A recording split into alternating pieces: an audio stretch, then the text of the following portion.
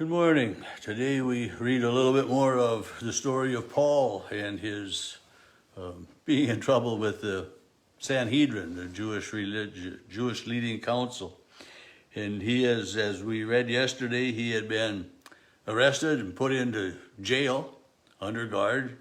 And these 40 plus men vowed that they would not eat or drink until that they had killed Paul. And they were planning to set an ambush for him in the morning. And Paul's nephew, as we read today, is verse 16, the son of Paul's sister heard about the ambush. So that's his nephew. That's what we would call him today's terms. Heard about the ambush, and he went to visit Paul in the barracks, in the jail. He got in, and so as much as Paul was in prison, he was allowed visitors that way. Anyway, the nephew told Paul of the plot of how this was going to happen, and Paul summons one of the guards and asks he says, take this young man to the governor, to the tribune, for he has something to report.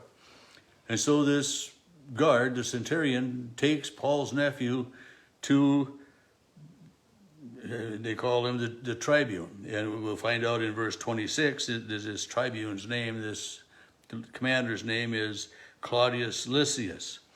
And so the young man is in front of this tribune, the commander, the leader of the troops, and this commander says, what have you got to report to me? What's so important that you're here? And he tells them then of this plot against Paul, and how, and Paul was kind of arrested and put in prison to protect him because he is a Roman citizen. And the Roman commander was afraid then that the Jews were going to kill this Roman citizen, although Paul is also a Jew, but being a Roman citizen gave him evidently more rights. So the commander takes somewhat extreme measures in a way, but he calls two of the centurions, two guards then, maybe, whatever, and he says, get ready to leave by 9 o'clock tonight. So, this is going to be a quick trip, and listen to the people. Take 200 soldiers, 70 horsemen, and 200 spearmen, 470 people to protect Paul against the evil planned against him by these 40 plus Jews who were going to ambush him and kill him because he's been a thorn in their side, because he's speaking things that they don't like to hear. He's corrupting so many people that way with this news of Jesus. And so as these two centurions, the two guards are getting all of these people ready to go, Claudius Lysias writes a letter to Felix. And he begins the letter with his name, Claudius Lysias, to your excellency, Governor Felix. And, we don't write too many letters anymore today, but even emails. But when we do, we usually start with, dear, and then the person's name, or, a greeting of some sort, and we sign our name at the end. But in the envelope, our return address is usually up in the corner. And when we get mail, and most of the mail we get, I grant, is junk mail, but most of the time it has a return address, so we know who it's from. We know if we want to take the time to look at it and read it. If it definitely is from some, okay, this is a fundraiser letter we got. We don't need to look at, or we don't want to look at, or, and in many of the letters in the Bible, I, Paul, I'm writing this to you, so the person writing it is identified first and foremost so that people can determine, is this something that I want to look at right away, or I want to put it off for a little while, or just throw it in the trash. But he writes this letter, and he talks about Paul. It says, "This man was seized by the Jews and was about to be killed by them. But when I learned he was a Roman citizen," so here again is that, that benefit of being known as a Roman citizen, those rights that you have. So the Roman government stepped in, to protect a Roman citizen. And I think about, in our United States history, just say in the last 30 years, when there have been several times that our U.S. citizens, our ambassadors to another country, have been under duress, under threat, under, close to being killed. And our government most of the time has stepped in to protect our citizens.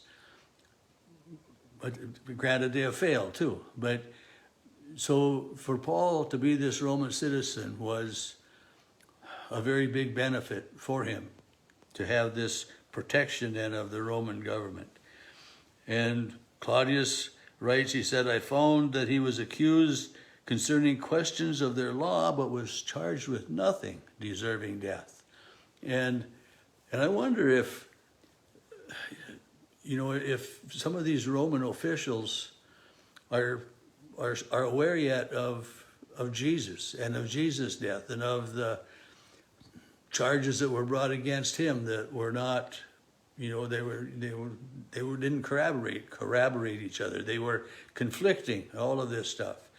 And part of, and when this Governor Felix reads this letter and understands what's going on, then he puts Paul under guard in Herod's palace. And, Herod was one of those, I think this is the same Herod that Jesus was questioned by.